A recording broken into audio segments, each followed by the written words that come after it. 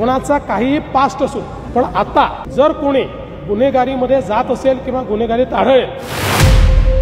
नाशिकमधली बातमी आहे, मोठी बातमी आहे। नाशिकमध्ये पोलीस आणि महापालिकेकडून गोळीबार आणि खंडणी प्रकरणातील आरोपी प्रकाश लोंढेच्या कार्यालयावर बुलडोझर फिरवत तोडक कारवाई करण्यात आली। प्रकाश लोंढे रामदास आठवलेंच्या आरपीआयचा जिल्हाध्यक्ष आणि माजी नगरसेवक। प्रकाश लोंढे याच्या याच कार्यालयात पोलिसांना भुयार सापडलं होतं। दरम्यान पद आणि दहशतीच्या जोरावर लोंढेनं कार्यालय थाटलं।